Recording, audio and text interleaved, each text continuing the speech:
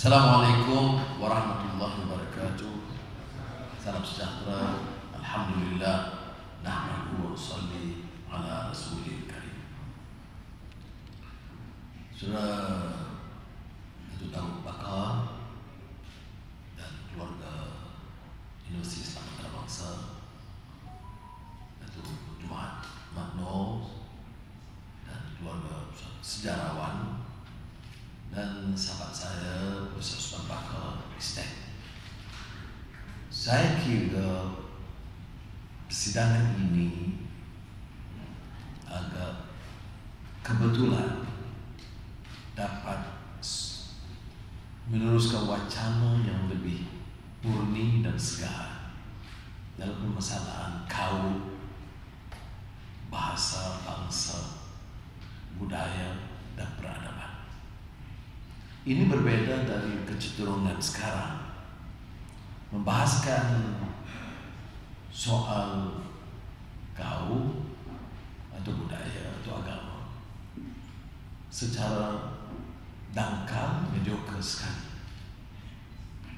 Kalau kita mau negara ini terus meningkat, maju, maka betapapun ada perbedaan pendapat, penegasan dan penekanan, kita harus tekankan keperluan wacana yang sehat dan segar, dan tidak mengizinkan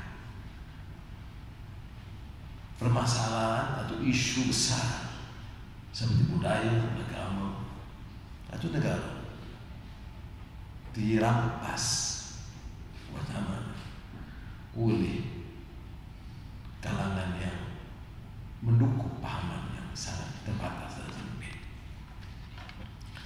Excellencies, ladies and gentlemen, more than a century ago, on 7 November 1907, to be exact, the first Malay language newspaper came off the press in the state settlements. The daily was named not after a place like Malacca or Penang or Singapore, but based on linguistic and ethnic affinity, named Utusan Malayu. Note the spelling here, Malayu, spelled as Malayu. This was therefore the first utusan.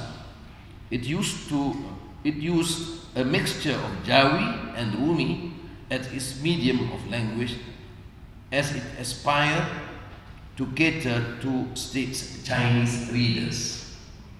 Furthermore, until 1939, all the major Malay newspapers were financed and controlled by non-Malays. The first Malay newspaper with Malay ownership appeared only 3 decades later, on 29th May 1939, namely the Utusan Melayu, this time spelled with an E for Melayu. We are familiar with the term crowdfunding in this age of social media, but who would have thought that even back then this phenomenon was essentially in existence, demonstrating ethnic solidarity as well as a sense of communal proprietorship and entrepreneurship. The capital funding exercise successfully attracted about 400 Malays, many of whom were ordinary folks, including taxi drivers, hawkers and farmers. Utusan Melayu was written fully in the Jawi script, and it made no bones about its societal agents,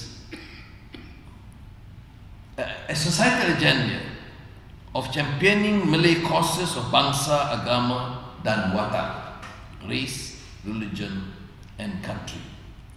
In today's highly charged atmosphere of ethnic, religious, and cultural discourse, these terms will be regarded as a motive clarion call bearing right-wing Malay-centric agenda.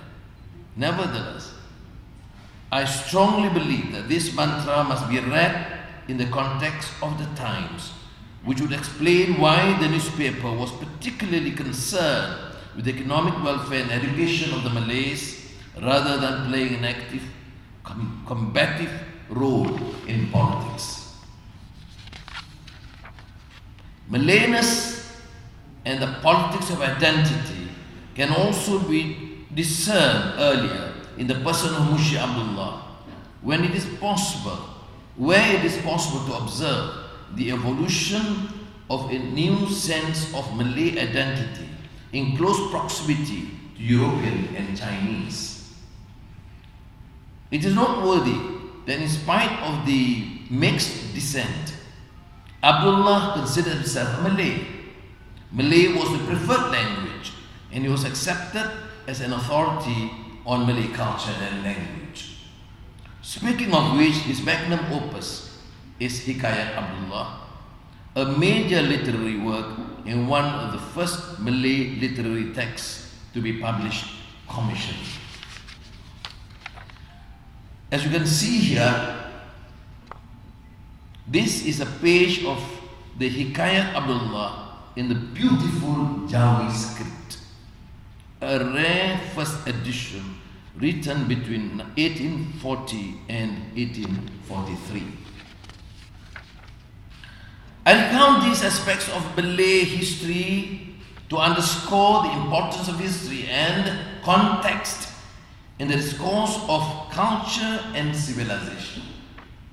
Indeed, as the saying goes, a people without history stand stranded in time. How can they respond to the choices, dilemmas, and ethnic predicaments of today and tomorrow without a solid understanding of who they are? Without history, the sense of self is lost and the moral and ethical judgment lacks perspective, relevance, and direction. History, as T.S. Eliot reminds us, may liberate or it may incarcerate. Skewed the wrong way, it can be a degenerative process, a descent into jingoistic slogans and signs, empty symbols that evoke nostalgia for dubious, if not positively evil ends.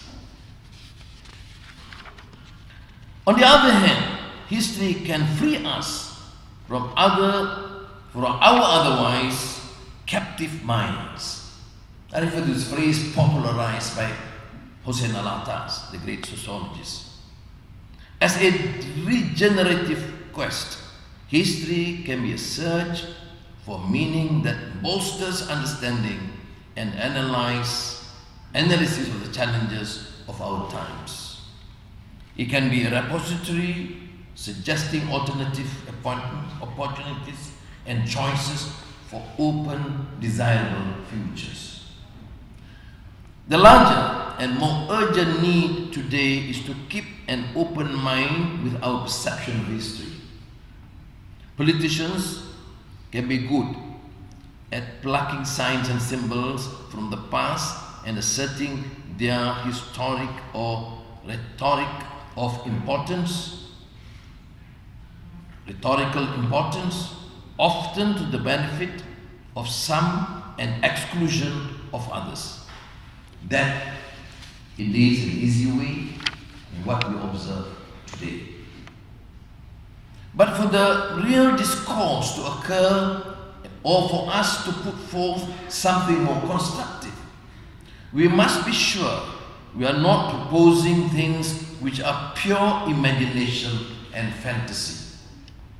The task before us at the forum today carries tremendous importance. Not only must we get it right in order to form an intellectual discourse that is credible. Our future as a nation to succeed in overcoming poverty, inequality, and racism depends on our getting right the story of Malaysia and in particular what it means to be a Malay, a Chinese, an Indian, an Iban or Kadazan in this country.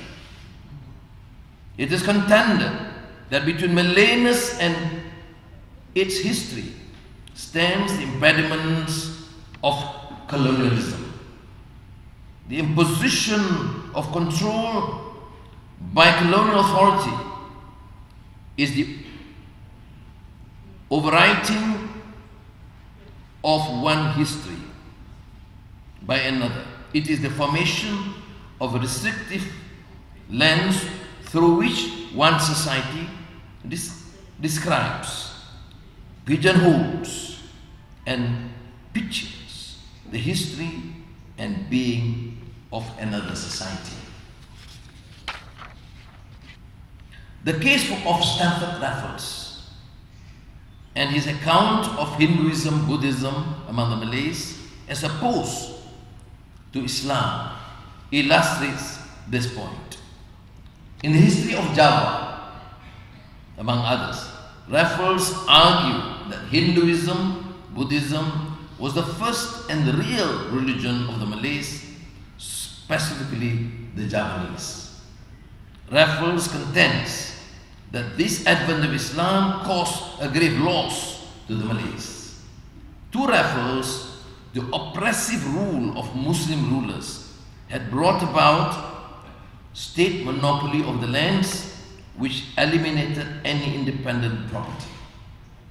Such inequitable social structure was to him absent in other Buddhist Hindu societies in the Malay world, where individual ownership of land was recognized and protected. Hence, Hinduism, Buddhism was to Raffles a great religion and civilization unlike Islam.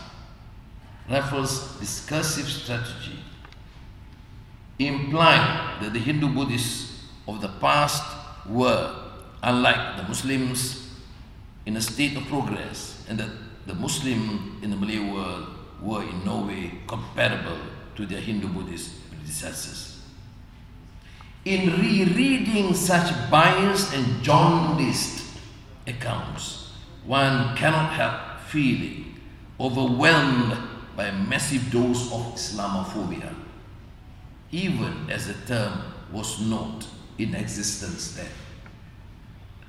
For the icing of the cake, we have Frank Swettenham asserting that the Malay states had no political institutions, while Hugh Clifford wrote that people possess no rights either of persons or property. It was said of Malays, the individual had no initiative whatsoever, that there was no government as we understand the word in the Malay territories, while Malays lived under absolute and cynical autocracies. Yet, even a cursory reading of the history of the Malacca Sultanate of the 15th century would make short work of these fallacies. Here we find an example of a cosmopolitan Malacca, cosmopolitan civilization, which could not have thrived had it been either backward or chauvinistic. Here in Malacca, we find tolerance and appreciation for languages and a society rich in cultural diversity and commercial dynamism. From the various accounts, we derived a picture of the symbolic Malay hero who, like his counterparts in the folklore of other Asian civilizations, was about an integration of mastery across all domains. Hang Tuah possessed the physical, intellectual, spiritual confidence to be a leading figure in society and not just a mere observer. The picture of Malays which emerged from the colonial narratives and which has caused great injury, including the modern Malaysians' understanding of the Malay, has been debunked long ago. First by Jose Rizal in his classic Indolence of the Filipinos, and again by Hussein Alatas in the myth of the lazy native. Yet the stereotypes persist, either by Malays and non-Malays in this country, either by way of ignorance or more likely malicious intent. The misreading of history in its myriad forms has put us in a predicament of having to contend with competing chauvinism. There is the chauvinism of a particular group, or in the same cases, subgroups against all others. There's also chauvinism of the majority against the minority, of one religion against all others, the secular versus the sacred, and the urban versus the rural. This is chauvinism of the wealthy against the poor. There is chauvinism of the wealthy against the poor. And a particularly pernicious form in economic terms is chauvinism of the capitalist class against the working class, made even worse, more insidious, as it is compounded by a sense of ethnic superiority.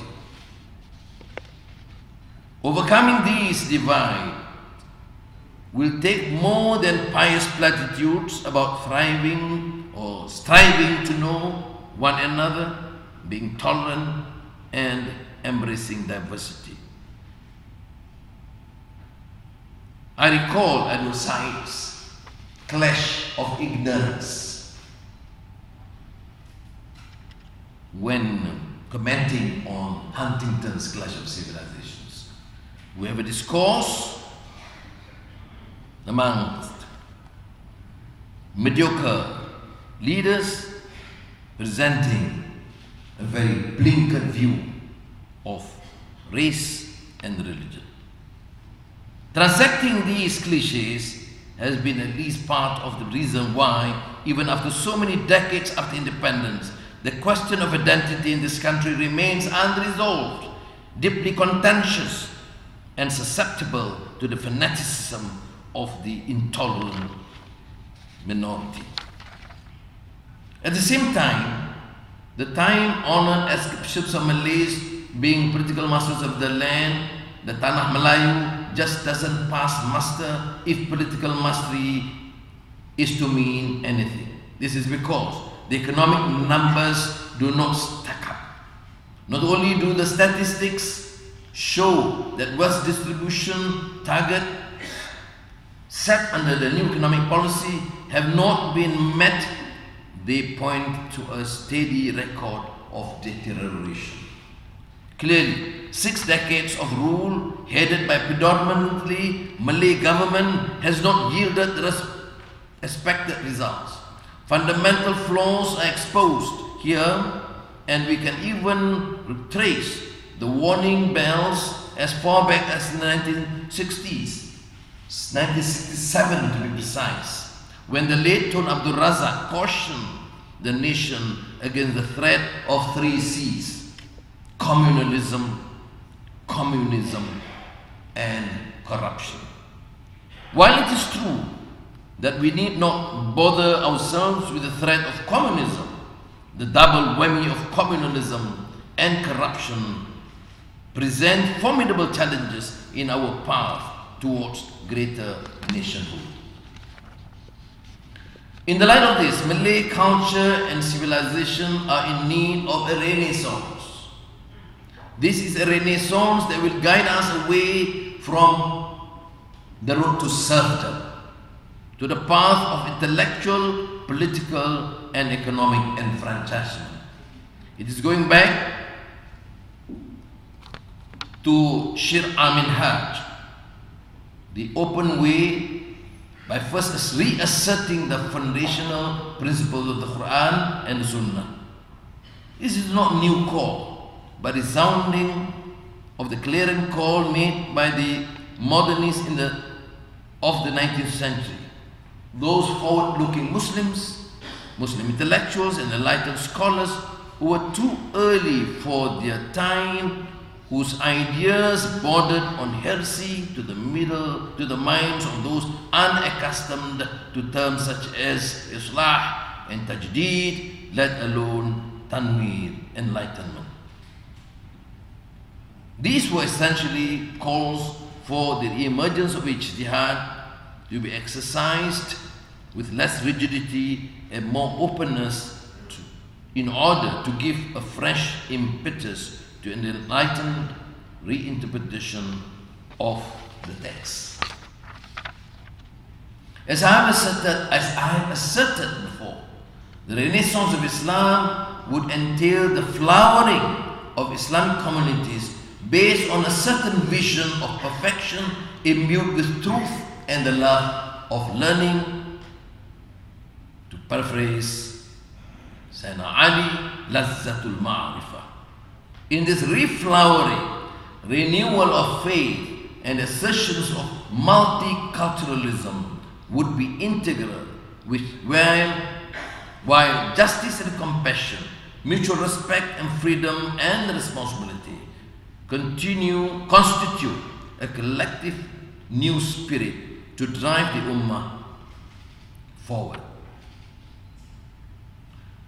A new understanding of history could use as a starting point Naqib al-Atas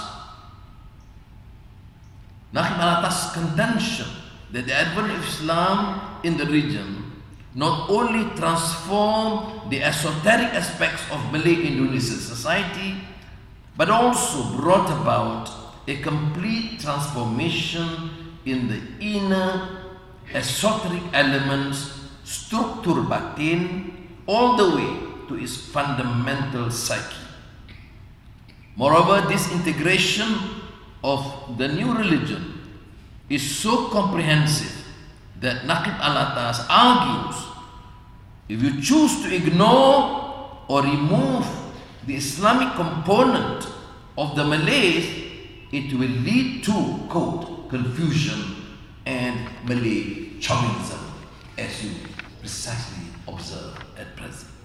In other words, the internalization of Islam includes the assimilation of values, of adl, justice, of wasat, moderation, of rahmah, compassion, preservation of dignity, and the promotion of an inclusive asabiyah which can allow the Malay Muslim to be open to the world of ideas that was circulating around it, from China to India to Indonesia and beyond.